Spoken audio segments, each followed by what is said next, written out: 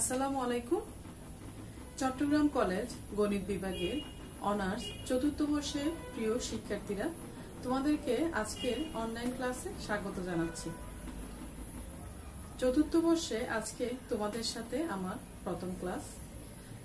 Fourth ইয়ারে তোমাদেরকে আমি থিওরি অফ নাম্বারস বিষয়টা পড়াবো।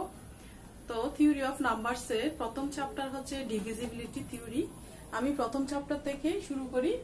ডিভিজিবিলিটি থিওরি চ্যাপ্টারে প্রথমে আমরা ডিভিজিবিলিটির সংজ্ঞাটা একটু কি জেনে নিই। Let a b belongs to Z. এখানে জেড হচ্ছে সেট অফ ইন্টিজার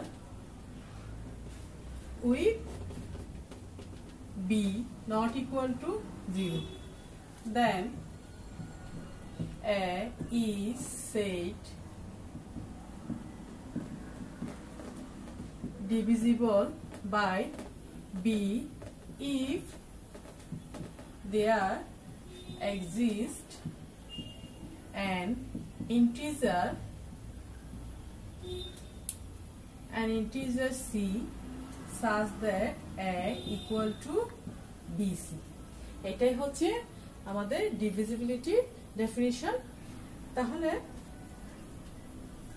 পরবর্তী সংজ্ঞাটা হচ্ছে greatest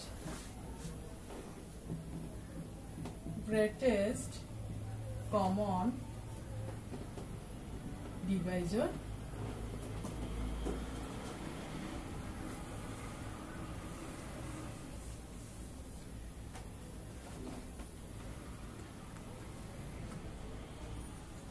গ্রেটেস্ট কমন ডিভাইজার সংজ্ঞাটা লেখার আগে তোমাদেরকে আমি একটা বিভাগ বলি, যেমন 2, 4।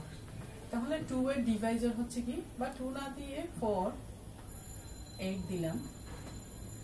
4 এর ডিভাইজার কি কি আমরা জানি, 1, 2, 4। আর 8 এর ডিভাইজার কি কি, 1, 2, 4, 8। তাহলে এখানে কমন ডিভাইজার আমরা দেখতে পাচ্ছি 1, 1, 2, 2, 4, 1, 2, 4, 1, 2, 4। তাহলে এখানে সবচেয়ে বড় হচ্ছে গ্রেটেস্ট কমন ডিভাইজার হচ্ছে 4। তাহলে আমরা এখান থেকে এবার গ্রেটেস্ট কমন ডিভাইজারের সংজ্ঞাটা লিখে নিই। সংজ্ঞাটা হচ্ছে let a b belongs to z with a not equal to 0 and b not equal to 0 if d is the largest positive integer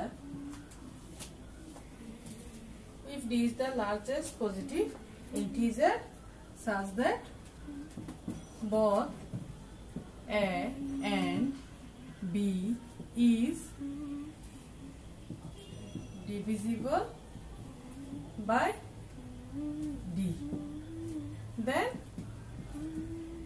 d is called greatest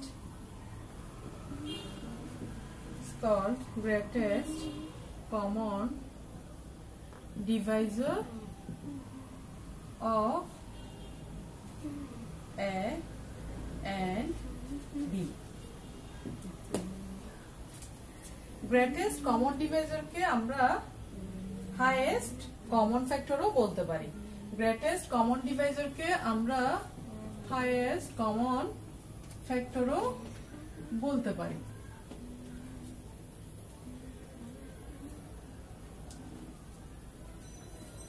Common divisor of A and B. The greatest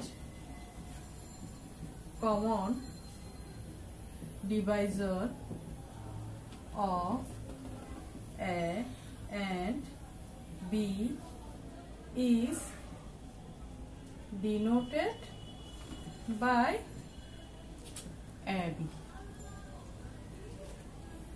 equal to D. অর্থাৎ greatest D যদি এ এবং B এর common Deviser হয় তাহলে সেটাকে আমরা ঠিক এভাবে লিখতে পারি।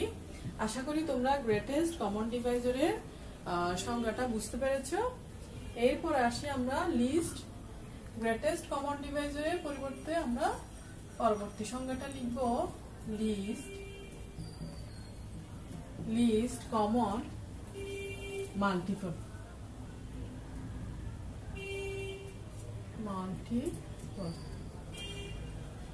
সংক্ষেপণ হচ্ছে LCM।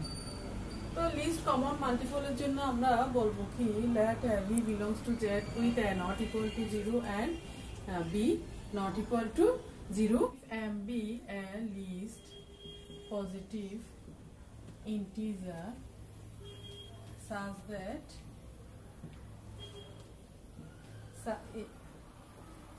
that it is divisible by both A and B, then M is called least common multiple. তাহলে আমি এখানে কি বললাম, let A B belongs to Z with A not equal to 0 and B not equal to 0. If M be a least positive integer such that it is divisible by both A and B, then M is called least common multiple. It is denoted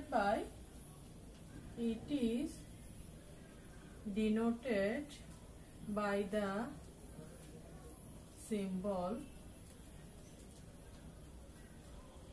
It is denoted by the symbol AB. তাহলে আশা করি তোমরা list common মাল্টিপলের সংজ্ঞাটা বুঝতে পেরেছো। এর পরবর্তীতে numbers or primes, আমরা prime numbers এর সংজ্ঞাটা জানবো। তাহলে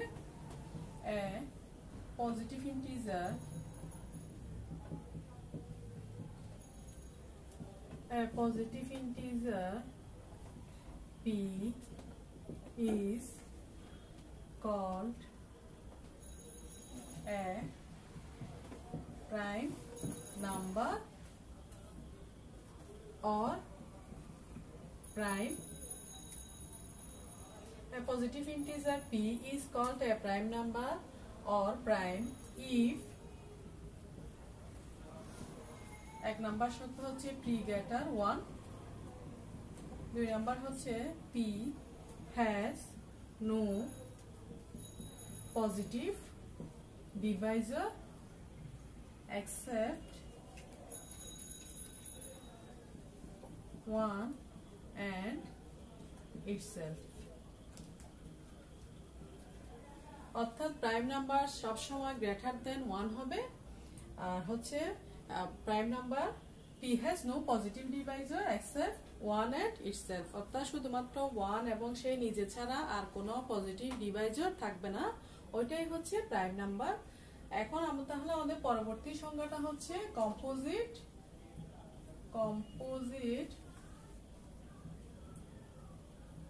composite numbers or composites.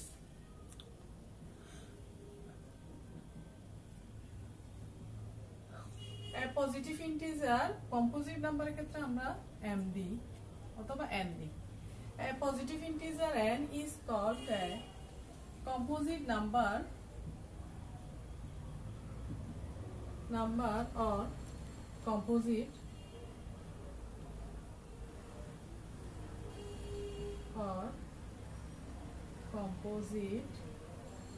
if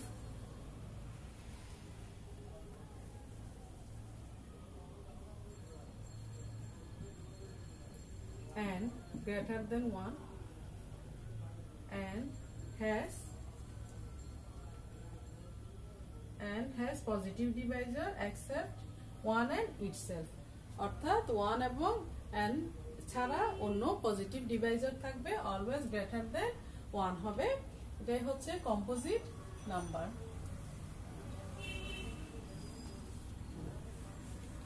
এরপর হচ্ছে টুইন প্রাইম।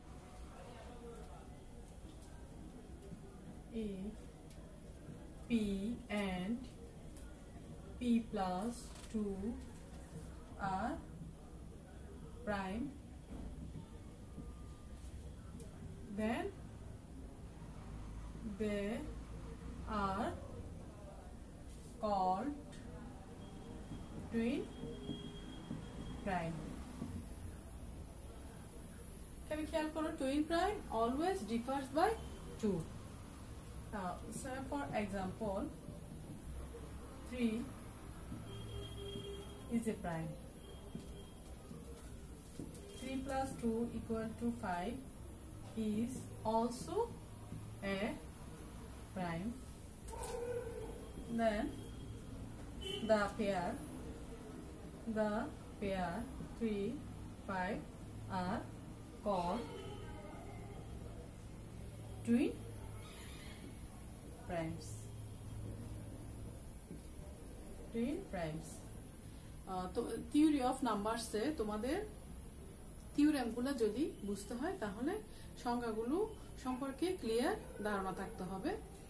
আজকে তাহলে আমি সংজ্ঞা এতটুকু থাক, একটা থিওরেম প্রমাণ করছি। তাহলে তোমাদের থিওরেমটা কি দেখো, থিওরেমটা হচ্ছে ফান্ডামেন্টাল থিওরেম অফ অ্যারিথমেটিক অথবা ইউনিক ফ্যাক্টরাইজেশন থিওরেম। থিওরেমের তোমাদের স্টেটমেন্টটা অবশ্যই আগে জানা থাকতে হবে, কারণ হচ্ছে পরীক্ষায় তোমাদের straight and proof unique factorization theorem or fundamental theorem of arithmetic ঠিক এইভাবে থাকে। তাহলে আমাদের স্টেটমেন্টটা কি, থিওরেমের স্টেটমেন্টটা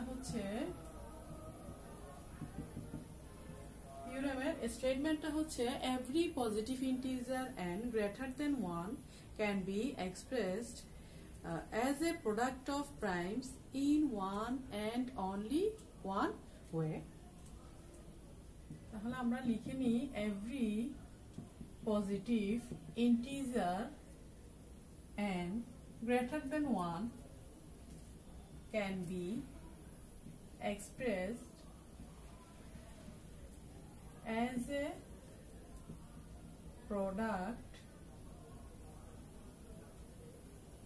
of primes in one and only one way.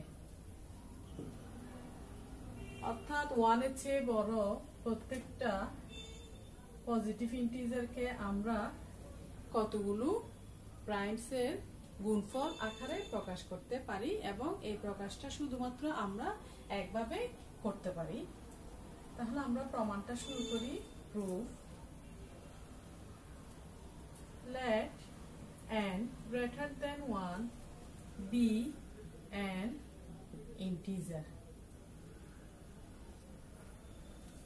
if n is prime, then if n is prime, then n equal to n into 1.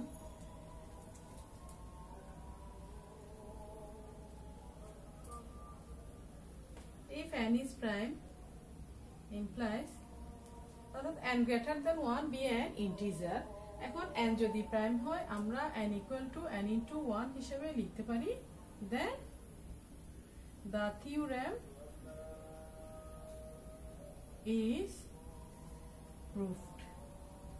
অর্থাৎ n prime number হলে n কে আমরা যখন n into 1 আকারে লিখবো তাহলে আমাদের আর কোনো ওয়ে নাই এটাকে প্রকাশ করা, শুধুমাত্র তাহলে এখানে n প্রাইম নাম্বার, এখানে তাহলে আমরা ভাঙতে পারবো না। এই ক্ষেত্রে থিওরেমটা আমাদের এখানেই প্রমাণ হয়ে যাবে। তাহলে আমরা প্রমাণ শুরু করেছিলাম, দেখো প্রমাণটা শুরু করেছিলাম n greater than 1 be an integer। সেই ক্ষেত্রে প্রথমে আমরা nটা ধরেছিলাম হচ্ছে n হচ্ছে কি প্রাইম, n প্রাইম হলে n কে আমরা n into 1 লিখেছিলাম। সেই ক্ষেত্রে থিওরেমটা আমাদের এখানে আমরা প্রমাণ শেষ হবে বলেছিলাম। এখন nটা প্রাইম হবে এমন তো কোনো কথা নাই, nটা কম্পোজিটও হতে পারে। তো সেই জন্য আমরা লিখলাম if n is composite, তাহলে n যদি কম্পোজিট হয় then n has divisors between 1 and 10. n যদি কম্পোজিট নাম্বার হয় তাহলে আমরা সংজ্ঞা থেকে জানি n এর হচ্ছে 1 এবং n এর মধ্যে পজিটিভ ডিভাইজার থাকবে। তো পজিটিভ ডিভাইজার যদি থাকে তাহলে ধরে নিলাম P1 is the least positive divisor of n, অর্থাৎ n এর লিস্ট পজিটিভ ডিভাইজার হচ্ছে P1। তাহলে n এর লিস্ট পজিটিভ ডিভাইজার যদি P1 হয় তাহলে আমরা লিখতে পারি n K n equal to P1 n1। n equal to P1 n1 হলে যেখানে 1 less than n1 less than n, অর্থাৎ 1 এবং n এর মধ্যবর্তী পজিটিভ ডিভাইজার হচ্ছে যদি P1 হয় তাহলে n1 টা অবশ্যই 1 থেকে n এর মধ্যে থাকবে। এখন ঠিক আগের মতো, অর্থাৎ প্রথমে আমরা n equal to n into 1 যেভাবে করেছিলাম, ঠিক এখানেও আমাদের কি হতে পারে, n1 টা আবার প্রাইমও হতে পারে, n1 টা আবার কম্পোজিটও হতে পারে। এখন ধরলাম n1 টা প্রাইম, তো n1 যদি প্রাইম হয় তাহলে n ইকুয়াল টু দুটি প্রাইমের গুণফল। n ইকুয়াল টু যদি এখানে P1 ইনটু n1 যদি প্রাইম হয় তাহলে দুটি প্রাইমের গুণফল হলে সেই ক্ষেত্রে থিওরেমটা এখানে প্রমাণ হয়ে যায়। এখন সেই ক্ষেত্রে তাহলে থিওরেম প্রমাণ হয়ে গেলে আমরা লিখলাম কি, if n1 is prime then we are done again। আবার ঠিক আগের মতো আমরা বললাম যে কি n1 হচ্ছে কি নট প্রাইম। n1 যদি নট প্রাইম হয় তাহলে n1 অবশ্যই কম্পোজিট, তাহলে কম্পোজিট হলে তার হচ্ছে আবার কি থাকবে, পজিটিভ ডিভাইজার থাকবে। তো পজিটিভ ডিভাইজার থাকলে সেই ক্ষেত্রে হচ্ছে n1 এর পজিটিভ ডিভাইজার হচ্ছে আবার কি P2। তাহলে আমরা n ইকুয়াল টু যেখানে P1 n1 লিখেছিলাম ঠিক একইভাবে n1 কে আমরা n2 P2 লিখতে পারি, যেখানে 1 less than n2 less than n1। ঠিক একইভাবে এখন আবার দেখো n1 equal to n2 P2 হলে তাহলে আমরা যেখানে n equal to n1 P1 লিখেছিলাম সেখানে আমরা লিখতে পারি n equal to n1 n2 P2, অর্থাৎ n1 এর জায়গায় n2 P2 লিখলাম। এখন এখানে যদি আবার P2 যদি কি হয়, প্রাইম হয়, তাহলে P2 প্রাইম হলে কি হবে, থিওরেমটা এখানে আবার প্রমাণ হয়ে যাবে। তো সেই ক্ষেত্রে আমরা লিখলাম কি n2 হচ্ছে যে প্রাইম সে P3, তাহলে P3 হলে সেই ক্ষেত্রে আমরা লিখতে পারি n equal to P1 P2 P3, অর্থাৎ n ইকুয়াল টু এখানে n1 n2 সবগুলো যখন প্রাইম হয়ে যাবে তাহলে আগের মতো এখানে হচ্ছে আমাদের থিওরেমটা প্রমাণ হয়ে যাবে। তাহলে আমরা এই প্রসেসটাকে যদি বারবার রিপিট করি তাহলে আমরা we obtain a decreasing sequence of integers n1, n2, up to n r minus 1 such that n greater n1 greater n2 dot dot up to n r minus 1, এখানে আবার ডট ডট দিয়ে greater 1। অর্থাৎ আমরা যে করেছিলাম n equal to প্রথমে হচ্ছে n1 P1, এরপর হচ্ছে n1 n2 P2 equal to n1 n2 n3 P3, অর্থাৎ এখানে ঠিক আমরা এই প্রসেসটাকে যখন বারবার রিপিট করব তাহলে আমরা decreasing sequence of integers n1 n2 n3 up to এভাবে হচ্ছে এখানে n1 n2 n3 এভাবে আপ টু nr minus 1 পর্যন্ত পাবো, যেখানে n greater n1 greater n2 up to greater 1। এখন এই প্রসেসটা এক সময় না এক সময় অবশ্যই টার্মিনেট করবে। কেন? যেহেতু n হচ্ছে একটা ফাইনাইট নাম্বার, তো n হচ্ছে ফাইনাইট নাম্বার হওয়াতে তাহলে এটা হচ্ছে অসীম পর্যন্ত না গিয়ে এই প্রসেসটা এক সময় না এক সময় কি করবে, টার্মিনেট করবে। তাহলে আমরা লিখলাম কি n equal to P1 into P2 into P3 into up to PR, শেষ পর্যন্ত এইভাবে আসলো, যেখানে P1 P2 P3 up to PR all are prime factors। তাহলে এই সবগুলো n হচ্ছে কি কতগুলো প্রাইম ফ্যাক্টরস এর গুণফল আকারে প্রকাশিত হলো। তাহলে আমরা এখান থেকে বলতে পারি every integer and greater than 1 can be expressed as a product of primes। তাহলে এখানে আমাদের থিওরেমের প্রথম অংশ প্রমাণ হলো। দ্বিতীয় অংশ বলা আছে কি এই প্রসেসটা শুধুমাত্র এই প্রেজেন্টেশনটা শুধুমাত্র একভাবে প্রকাশ করা সম্ভব। থিওরেম কনসেপ্টে কি ছিল, can be expressed as a product of primes in one and only one way। তাহলে এখানে আমরা শুধুমাত্র প্রেজেন্টেশন এইভাবে প্রেজেন্টেশনটা এন্ডটা হচ্ছে কতগুলো প্রাইম ফ্যাক্টরস এর গুণফল আকারে প্রকাশিত হলো। পরবর্তীতে আমাদের দেখাতে হবে এই প্রেজেন্টেশনটা হচ্ছে কি ইউনিক, সেটাই আমরা এখন দেখাবো।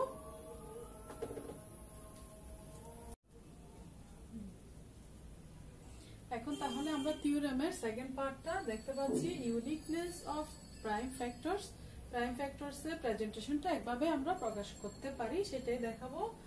Suppose that n can be expressed as a product of primes in two ways such that, অর্থাৎ প্রেজেন্টেশনটা আমরা এখন ধরে নিলাম যে একভাবে নয় দুইভাবেই প্রকাশ করতে পারি। কি কি? n equal to আমাদের ছিল p1 into p2 into up to pr। এখন যেহেতু দুইভাবে প্রকাশ করা সম্ভব আমরা বলছি, তাহলে আরেকটা প্রেজেন্টেশন লিখলাম n equal to q1 q2 up to qs, যেখানে p1 p2 up to pr, q1 q2 up to qs all are primes, all are prime factors দিলে হয়, all are prime factors। তাহলে আমরা লিখতে পারি এখান থেকে n equal to p1 into p2 into pr up to pr equal to q1 into q2 into up to qs। এখন আমরা ধরে নিলাম কি r less than s, r হচ্ছে r less than s, আর যদি less than s হয় then আবার এখানে n equal to p1 p2 up to যেহেতু pr, তাহলে p1 must be divides n, অর্থাৎ p1 হচ্ছে কি n এর একটা ডিভাইজার। এখন p1 যদি n এর একটা ডিভাইজার হয় তাহলে আমরা এখানে আবার লিখতে পারি p1 divides n, and আমরা আবার লিখেছি কি n equal to q1 q2 up to qs পর্যন্ত গুণফল আকারে আছে, তাহলে n এর জায়গায় আমরা q1 into q2 into up to qs পর্যন্ত লিখতে পারি। এখন p1 যদি q1 q2 up to qs এগুলোর গুণফলের ডিভাইজার হয়, তাহলে p1 এখানে অবশ্যই q1 q2 up to qs এখান থেকে যে কোনো একটা প্রাইমের সমান হবে। তাহলে সেটা আমি লিখেছি, দেখো p1 is a divisor of one of the prime factors q1 q2 up to qs। তাহলে আমরা লিখলাম the some integer I such that p1 equal to qi। এখন p1 equal to qi, I equal to 1 হলে আমরা জানি p1 equal to q1, p1 equal to q1 হলে thus 1 becomes, p1 equal to q1 হলে 1 কি হবে দেখো 1 পর্যন্ত 1 এ আছে আমাদের p1 equal to যখন q1 হবে তাহলে আমাদের 1 হবে, 1 আছে আমরা দেখতে পাচ্ছি p1 p2, তাহলে p1 এর পরিবর্তে আমরা এখানে বসাবো কি q1। তো p1 এর পরিবর্তে q1 হলে আমাদের হবে q1 p2 p3 up to pr equal to q1 q2 up to qs। এখন q1 উভয় পাশে আছে, তাহলে q1 যেহেতু উভয় পাশে আছে আমরা লিখতে পারি p2 p3 up to pr equal to q2 q3 up to qs। এখন আমরা এই প্রসেসটা যদি রিপিটিং দ্য প্রসেস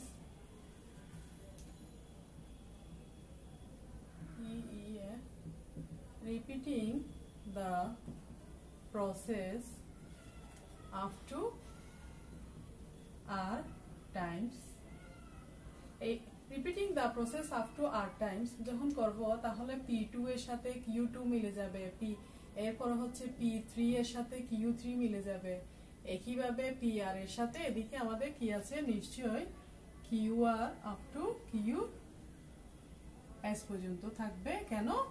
এখানে আমাদের হচ্ছে কি r, যেহেতু r less than s, তাহলে repeating the process up to r Times করলে এখানে আমাদের pr পর্যন্ত সব যদি চলে যায় আমাদের থাকবে হচ্ছে লেফট হ্যান্ড সাইডে 1, আর রাইট হ্যান্ড সাইডে এখানে qr পর্যন্ত বাদ গেলে qr এর পরের টার্মসটা হচ্ছে qr plus 1 qr plus 2 up to qs।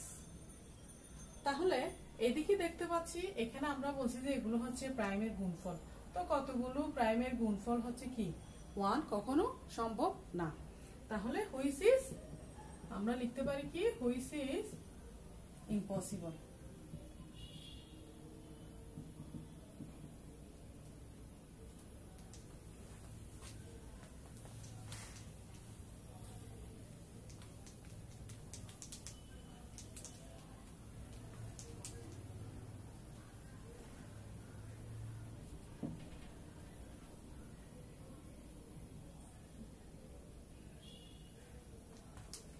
the same way,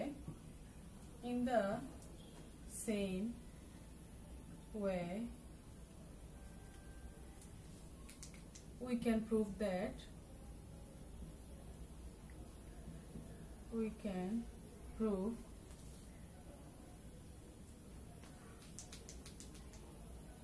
in the same way. তাহলে দেখো এদিকে আমরা পাচ্ছি কতগুলো প্রাইমের গুণফল, কখনো 1 সম্ভব না, তাহলে বলছি হুইচ ইজ ইম্পসিবল। হ্যান্স আমরা ধরেছিলাম কি আর লেস দেন এস, তাহলে আর নট লেস এস হবে।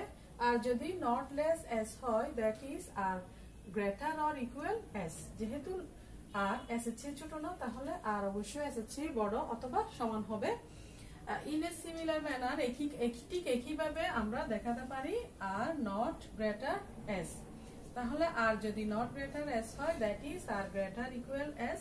তাহলে আমরা এখানেও বলছি যে আর নট লেস এস, আবার এখানে বলছি আর নট গ্রেটার এস। তাহলে আর এস এর চেয়ে বড় না, আবার এস হচ্ছে আর এর চেয়ে, এখানে হচ্ছে আর এস এর চেয়ে ছোট না, আবার এস হচ্ছে আর এর চেয়ে বড় না, তাহলে আর এবং এস দুটোই সমান। তো আমরা বলতে পারি তাহলে যে আমরা আলাদাভাবে ধরে নিয়েছিলাম সেই প্রেজেন্টেশনটা হচ্ছে কি শুধুমাত্র একভাবে সম্ভব। therefore the representation of n is unique. আশা করি তোমরা থিওরেমটা বুঝতে পেরেছো। তো আজকে তাহলে এতটুকু থাক। তোমরা আজকে যা পড়াইছি সংজ্ঞাগুলো একটু ভালোভাবে দেখবে এবং থিওরেমটা খুবই খুবই ইম্পর্টেন্ট, ভালোভাবে দেখে নেবে। আজকে তাহলে আমি বিদায় নিচ্ছি। তোমরা সবাই ভালো থাকো, সুস্থ থাকো, এই প্রত্যাশা রইল।